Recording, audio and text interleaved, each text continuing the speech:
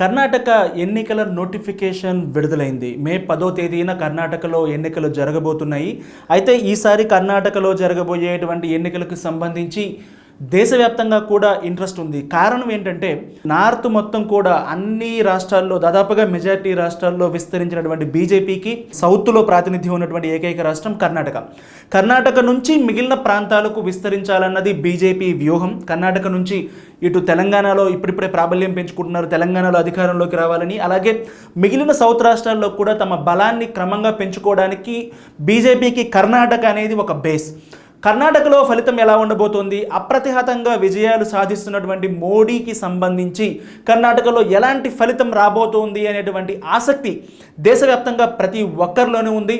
ప్రస్తుతం రాజకీయంగా అనేక పార్టీలు పోలరైజ్ అవుతూ ఉన్నాయి. కొత్త వ్యూహాలు లేకపోతే అలయన్స్లన్నీ కూడా కొత్తగా ఫామ్ అవుతున్నాయి. కొన్ని రాజకీయ పార్టీలు విడిపోతున్నాయి, కొన్ని రాజకీయ పార్టీలు కలవబోతున్నాయి. ఇలాంటి పరిణామాలు ఉన్నటువంటి పరిస్థితుల్లో కర్ణాటకకు సంబంధించినటువంటి ఫలితం అనేది చాలా ఆసక్తికరం. అయితే కర్ణాటకకు సంబంధించినటువంటి ఫలితాలు ఎలా ఉన్నాయి?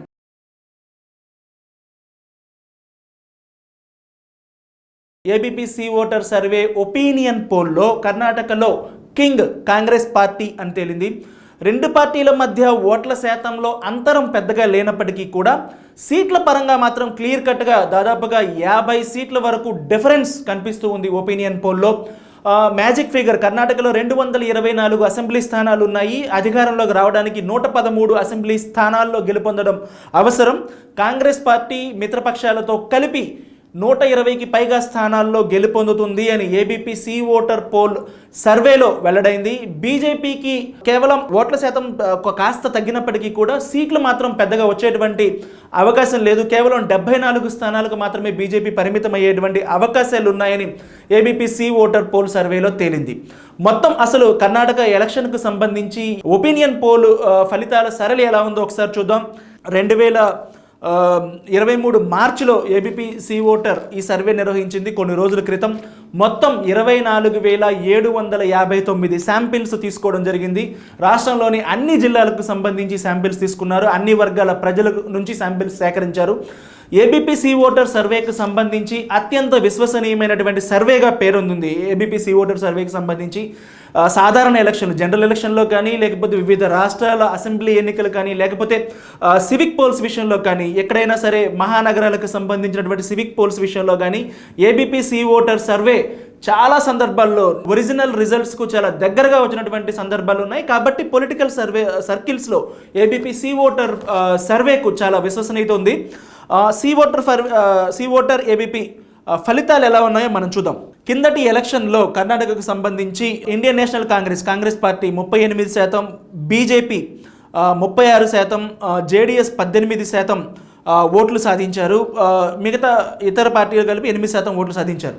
కిందటి ఎలక్షన్లో కాంగ్రెస్ పార్టీకి ఓట్ల శాతం ఎక్కువగా ఉన్నప్పటికీ సీట్ల సంఖ్య తక్కువగా వచ్చింది. కర్ణాటకలో కాంగ్రెస్ పార్టీకి మ్యాజిక్ ఫిగర్కి అనుకూలమైనటువంటి ఫలితాలు ఎవరికీ రాలేదు. బీజేపీ అతిపెద్ద పార్టీగా అవతరించినప్పటికీ కూడా 113 సీట్లు రాకపోవడంతో కేవలం 104 సీట్లు బీజేపీకి వచ్చాయి. సరిపడినటువంటి మెజారిటీ రాలేదు. జేడీఎస్ అప్పుడు కాంగ్రెస్తో కలవడం వల్ల కర్ణాటకలో కాంగ్రెస్ ప్రభుత్వం ఏర్పాటైంది. అయితే ఈసారి కూడా ఓట్ల శాతంలో పెద్దగా మార్పు కనిపించట్లేదు. కానీ కాంగ్రెస్ పార్టీ సీట్ల పరంగా బాగా గెయిన్ అయ్యేటువంటి పరిస్థితి కనిపిస్తుంది. ఏకంగా 40 సీట్లు కాంగ్రెస్ పార్టీకి పెరిగేటువంటి అవకాశం ఉంది. కిందటి ఎన్నికల్లో 38% ఓట్లు సాధించినటువంటి కాంగ్రెస్ పార్టీ ఈసారి 40% ఓట్లను సాధించబోతోంది. 2% ఓట్లను పెంచుకోబోతోంది. కిందటి ఎన్నికల్లో ఉన్నటువంటి 80 సీట్ల నుంచి 121 సీట్లకు కాంగ్రెస్ పార్టీ బలం పెరగబోతోంది. అంటే దాదాపుగా 41 సీట్లు కాంగ్రెస్ పార్టీకి పెరిగేటువంటి అవకాశాలు ఉన్నాయి. బీజేపీ 104 స్థానాల నుంచి 30 స్థానాలు పడిపోయి 74 సీట్ల వరకే పరిమితమయ్యేటువంటి అవకాశాలు ఉన్నాయి. జనతాదళ్ సెక్యులర్ పార్టీ 37 స్థానాలు కిందటి ఎన్నికల్లో వచ్చాయి. ఈసారి 29 సీట్లకు పరిమితమయ్యేటువంటి అవకాశం ఉంది. 8 సీట్లు జేడీఎస్కు తగ్గేటువంటి అవకాశం ఉంది. ఓట్ల శాతం పరంగా చూసుకున్నట్లయితే జేడీఎస్కు ఓట్లు ఏమీ తగ్గట్లేదు. కిందటి ఎన్నికల్లో 18% ఓట్లు వచ్చాయి. ఈసారి కూడా 17.9% ఓట్లు వస్తాయని సర్వే ద్వారా తెలుస్తుంది. అంటే ఓట్ల శాతంలో ఎలాంటి మార్పు లేదు, కానీ జేడీఎస్ సీట్లను కోల్పోబోతోంది, 8 సీట్లను కోల్పోబోతోంది. మొత్తం మీద చూసుకున్నట్లయితే నూట 121 సీట్లు కాంగ్రెస్ పార్టీకి, 74 బీజేపీకి, 29 స్థానాలు జేడీఎస్కి వస్తాయని అంచనాలు ఉన్నాయి. కానీ సీట్ల రేంజ్ ఒకవేళ తక్కువ నుంచి ఎక్కువగా చూసుకున్నట్లయితే కాంగ్రెస్ పార్టీ 115 నుంచి మ్యాక్సిమం 127 స్థానాల వరకు, బీజేపీ 68 నుంచి 80 స్థానాల వరకు, జేడీఎస్ 23 నుంచి 35 స్థానాల వరకు పొందేటువంటి అవకాశం ఉంది. కర్ణాటకలో వివిధ ప్రాంతాల్లో ఓటింగ్ ప్యాటర్న్ వివిధ రకాలుగా ఉంటుంది. అనేక రకాల అంశాలు కర్ణాటక ఎన్నికలను ప్రభావితం చేస్తూ ఉంటాయి. జేడీఎస్ పార్టీకి సంబంధించి కిందటి ఎన్నికల్లో సీట్లు తక్కువ వచ్చినా కానీ కుమారస్వామి ముఖ్యమంత్రి అయ్యారు. ఎందుకంటే ఆయనకున్నటువంటి బలాన్ని ఉపయోగించుకొని కాంగ్రెస్ పార్టీ అప్పట్లో కుమారస్వామిని ముఖ్యమంత్రిని చేసింది. ఆ తర్వాత మళ్ళీ బీజేపీ అధికారంలోకి రాగలిగింది, అధికార మార్పిడి జరిగింది. అయితే ఈసారి ఫలితాలు ఎలా ఉన్నాయంటే ప్రాంతాల వారీగా చూసుకున్నట్లయితే ఇక్కడ కేవలం కొన్ని పార్టీలకి కొన్ని ప్రాంతాల్లో ఎక్కువగా ప్రాబల్యం ఉంటుంది. ప్రధానంగా జేడీఎస్ అధికారంలోకి ఎలా రాగలిగిందంటే వాళ్ళకు ప్రాబల్యం ఉన్నటువంటి సెంట్రల్ కర్ణాటక, మైసూరు, మాండ్య, హాసన్ జిల్లాల్లో ఉన్నటువంటి ప్రాబల్యం దృష్ట్యా అక్కడ మాత్రమే సీట్లు సంపాదించి మెజారిటీ ఏ పార్టీకి సంపూర్ణ మెజారిటీ రాకపోవడంతో జాక్పాట్ కొట్టింది అప్పుడు జేడీఎస్ పార్టీ. కుమారస్వామి ముఖ్యమంత్రి కూడా అయ్యారు. కాబట్టి కొన్ని ప్రాంతాల్లో కొన్ని పాకెట్స్లో కొన్ని పార్టీలకు బాగా ప్రాబల్యం ఉంటుంది. అలాగే సౌత్ కర్ణాటక వస్తే కాంగ్రెస్ పార్టీ ప్రాబల్యం ఎక్కువ కనిపిస్తూ ఉంటుంది. ఇలాగా ప్రాంతాల వారీగా చూసుకున్నట్లయితే సెంట్రల్ కర్ణాటక అంటే ప్రధానంగా కాంగ్రెస్ పార్టీకి జేడీఎస్కి ప్రాబల్యం ఎక్కువ ఉన్నటువంటి ప్రాంతం ఇది. బీజేపీ ప్రాబల్యం తక్కువగానే ఉంటుంది ఇక్కడ.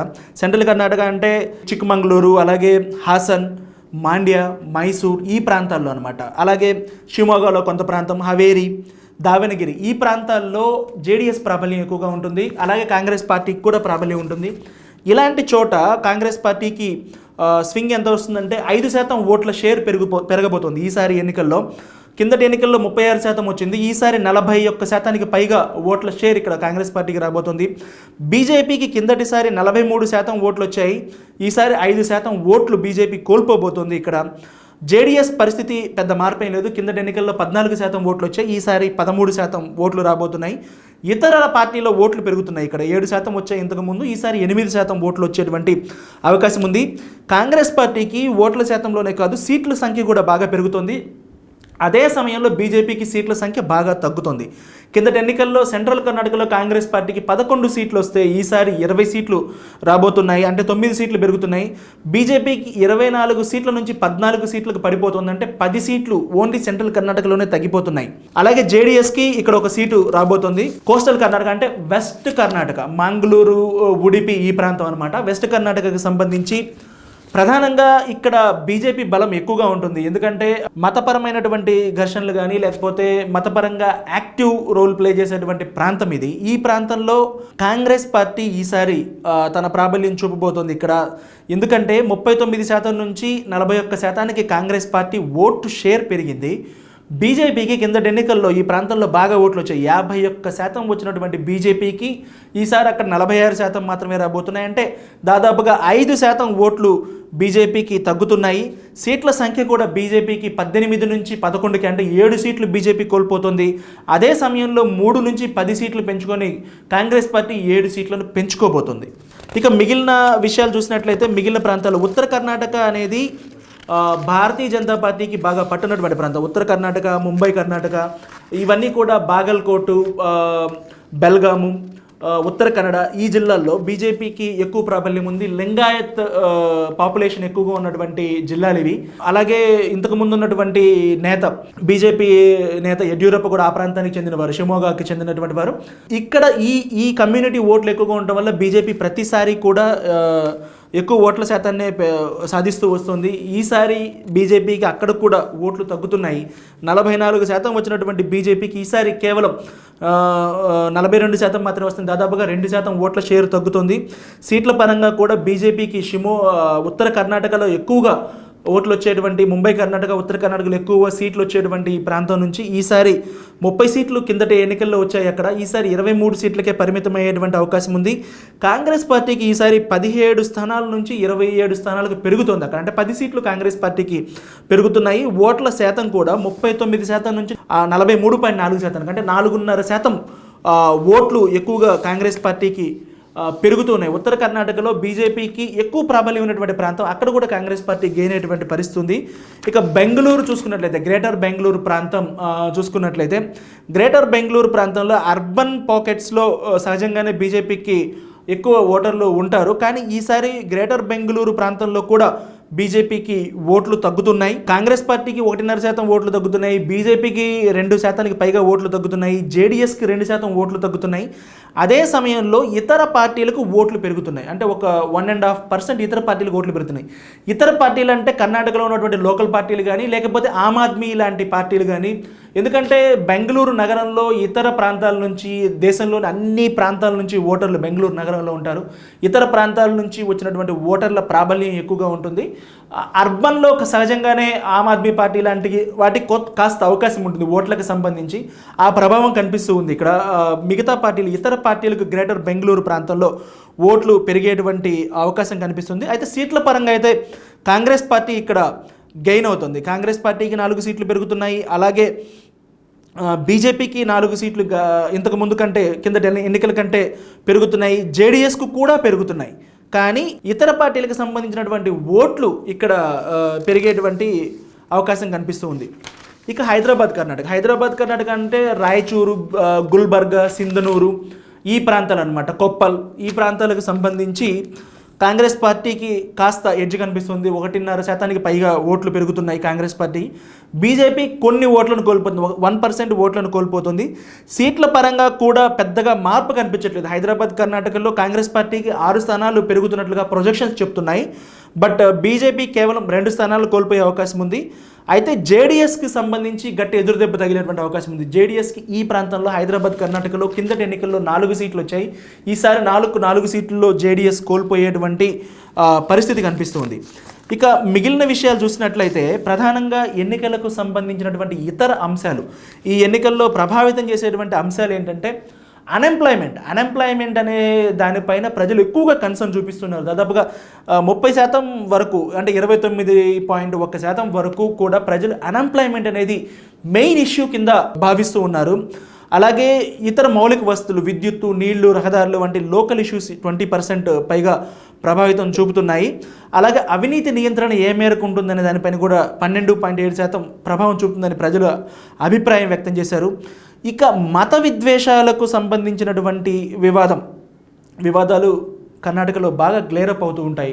ఇది దాదాపుగా 24.6% మంది మత విద్వేషాలు ఖచ్చితంగా ప్రభావితం చూపుతాయని, అలాగే లింగాయత్లకు మైనారిటీ స్టేటస్ ఇవ్వడము, అలాగే హిజాబ్ అంశం ఒక 2 ఏళ్ల క్రితం బాగా, 1.5-2 ఏళ్ల క్రితం హిజాబ్ ఇష్యూ బాగా కర్ణాటకలో నడిచింది.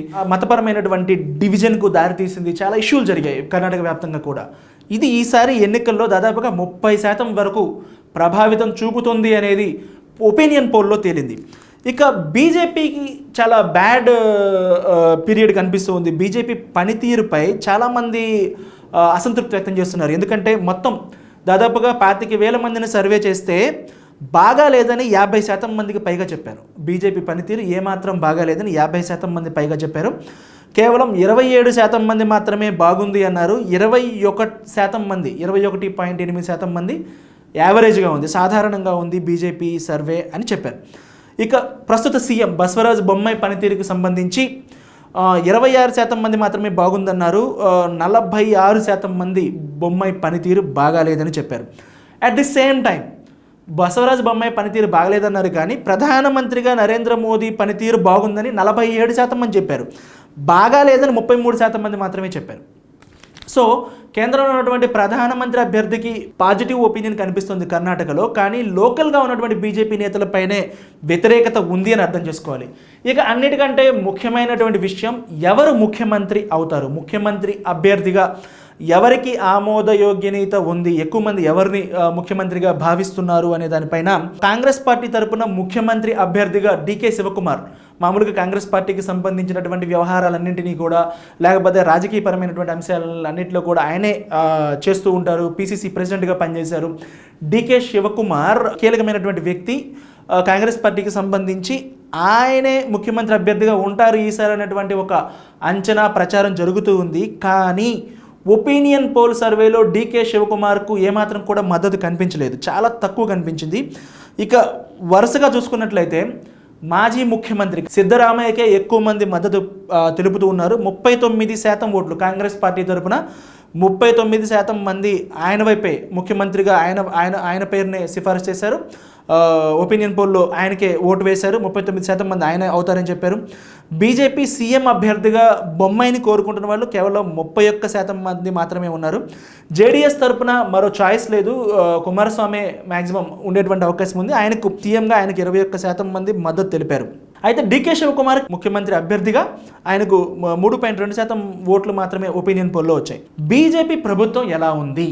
బీజేపీ ప్రభుత్వ పనితీరుపై మాత్రం చాలా వ్యతిరేకత కనిపిస్తూ ఉంది. అది ఓట్ల శాతంలో కానీ సీట్ల విషయంలో కానీ కనిపిస్తూ ఉంది. కేవలం అసలు బీజేపీ పనితీరు ఎలా ఉంది అనేటువంటి క్వశ్చన్పై, బీజేపీ పనితీరు ఎలా ఉంది అనే క్వశ్చన్పై సర్వే చేస్తే 57% మంది బీజేపీ పనితీరు ఏమాత్రం కూడా బాగాలేదని చెప్పారు. కేవలం 25% మంది మాత్రమే మళ్ళీ బీజేపీ రావాలి, అంటే ప్రభుత్వం మారకూడదు అని కోరుకున్నారు.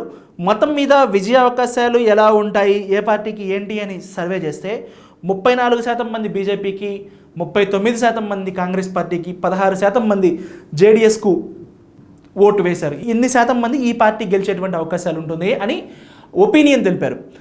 ఇప్పుడున్నటువంటి పరిస్థితుల్లో కాంగ్రెస్ పార్టీకి క్లియర్ మెజారిటీ వస్తుంది అని చెప్పినప్పటికీ ఓట్ల శాతంగా చూసుకున్నట్లయితే పెద్ద తేడా ఏం కనిపించట్లేదు. ఇంతకుముందు కంటే భారీగా ఓట్లు పెరిగిపోయిందేమీ లేదు.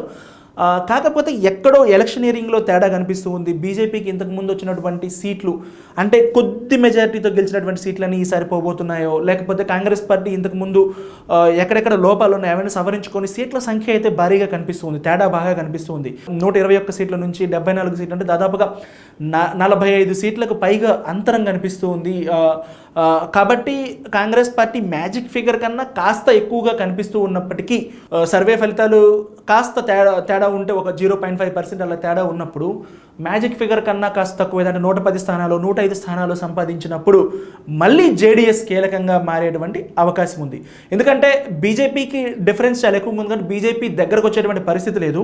కాంగ్రెస్ పార్టీ కనుక మ్యాజిక్ ఫిగర్ కన్నా కాస్త తక్కువైతే మాత్రం మళ్ళీ జేడీఎస్ ఇంతకు ముందులాగా జాక్పాట్ కొడుతుందో, లేకపోతే జేడీఎస్ బలం కాస్త తగ్గింది కాబట్టి జేడీఎస్ కాంగ్రెస్కు మద్దతు ఇవ్వాల్సినటువంటి పరిస్థితి వస్తుందో, లేకపోతే బీజేపీతోనే ఉంటామంటే మళ్ళీ హంగ్ అసెంబ్లీ ఏర్పాటయ్యి ఏ పార్టీ ప్రభుత్వంలోకి అధికారంలోకి రానటువంటి పరిస్థితి వస్తుందేమో చూడాల్సినటువంటి పరిస్థితి ఉంది. ఒకవేళ కాంగ్రెస్ పార్టీ మెజారిటీ స్థానాలను గెలుచుకోలేని పరిస్థితి వచ్చినట్లయితే కనుక బీజేపీ జేడీఎస్ కలిస్తే దగ్గర ఇప్పుడున్నటువంటి ప్రొజెక్షన్స్ ప్రకారం దగ్గర మ్యాజిక్ ఫిగర్కి దగ్గరలోకి వెళ్ళొచ్చు. అంటే 112, 113, 110 నుంచి 115 స్థానాల మధ్యలో ఇప్పుడు ఈ ప్రొజెక్షన్స్ ప్రకారం 74, 29 అంటే సరిగ్గా 103 స్థానాలు, అంటే అప్పటికి 10 స్థానాలు తగ్గుతాయి.